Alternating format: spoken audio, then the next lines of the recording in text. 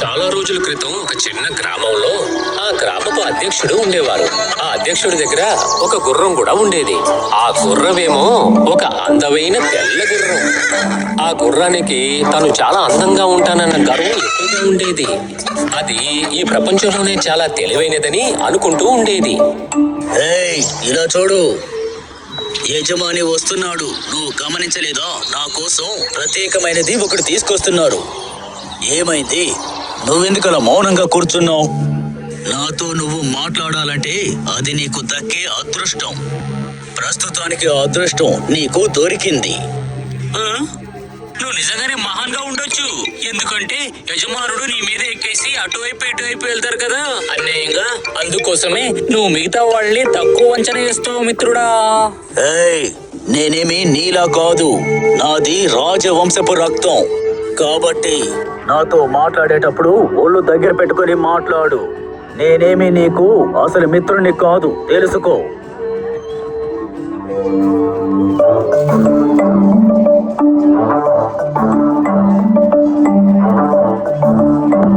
బుజ్జి, నువ్వు టైర్డ్గా ఏమీ లేదు కదూ?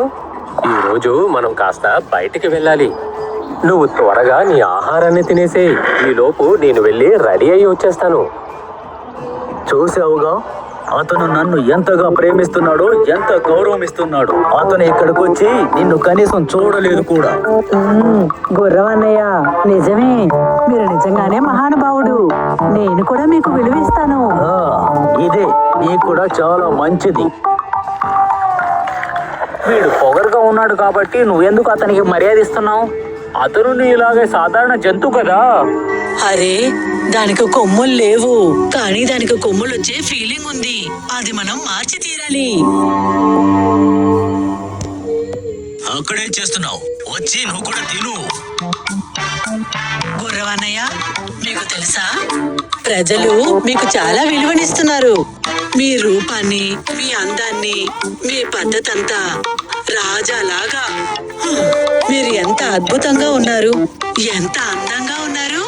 ఇదే ఆ గుర్రాన్ని చాలా గర్వంగా మార్చేసింది. గుర్రం ఆ కోడి మాటలు వినగానే దాని ప్రవర్తన మారిపోయింది.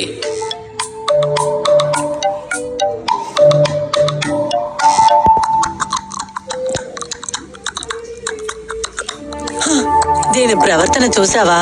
నేను అస్సలు ఓర్చుకోలేకపోతున్నా.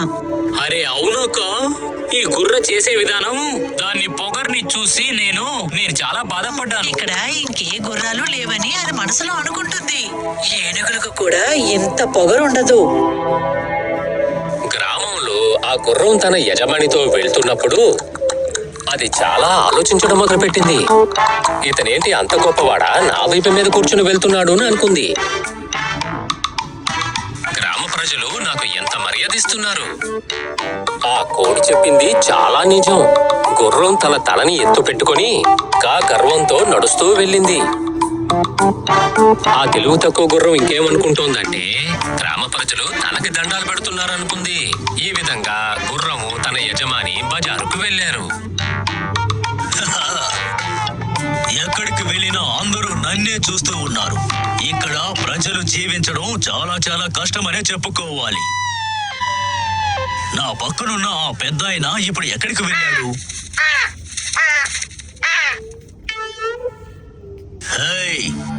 అంద వికారపు పక్షి, తలతలా మెరిసిపోతున్న నా దేహాన్ని చండాలం చేయకుండా ఇక్కడి నుంచి వెళ్ళిపో.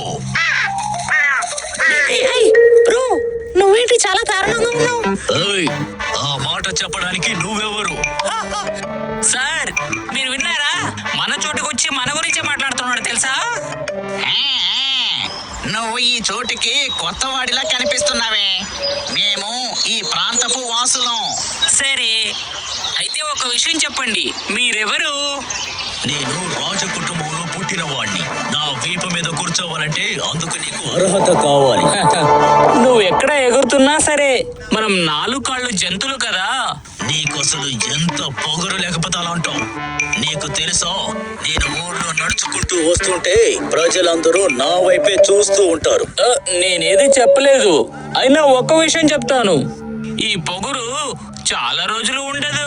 ఇక్కడి నుండి వెళ్ళిపో. నేను బయలుదేరాల్సిన సమయం అయ్యింది. నన్ను కలిసి నాతో మాట్లాడినందుకు నువ్వు చాలా గర్వపడాలి. నువ్వేంటో నేను కూడా చూస్తాను. సార్ వీడిని వదిలేయండి సార్, మనం వెళ్దాం.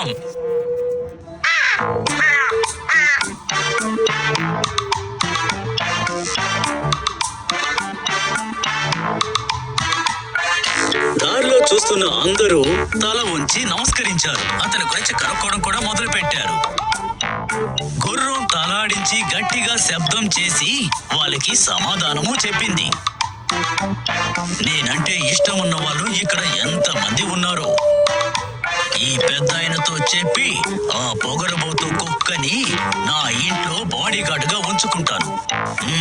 ఆ సమయం రాని త్వరగా వెళ్ళు. నాకే ఆంక్షలు పెడతావా పొగరబోతు? నా వీపు మీద కూర్చోబెట్టి తీసుకొస్తున్నాను కదా, ఇది నీకు సరిపోదా? పొగరు చాలా ఎక్కువైంది. నన్నే నువ్వు గాయపరుస్తావా? నేను ఎవరో నీకు తెలీదా? ఊరంతా నాకు తల వంచుతోంది. ఇప్పుడు నేను నా బలాన్ని చూపించాల్సిన సమయం వచ్చింది. అయ్యో, దీనికి ఏమైందో తెలియలేదే. నన్నెందుకు ఇలా కష్టపెడుతున్నావు? కాపాడండి. అమ్మా, నేను కాదు, వదలండి, వద్దు. నేను మీకు నచ్చిన గుర్రాన్ని. నాది రాజవంశపు రక్తం.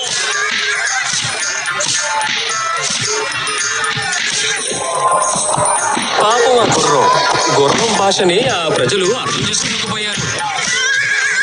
ఏమనుకున్నారంటే ఈ గుర్రం చేసే శబ్దం చాలా అపాయకరమైనదని. అందుకే ఆ గుర్రాన్ని కొట్టి అడవిలోకి పంపించేశారు. దీని అంతటికీ కారణం తన గర్వమే అని ఆ గుర్రం అర్థం చేసుకొని మళ్ళీ ఆ గ్రామానికి తిరిగి రాకూడదని అనుకుంది.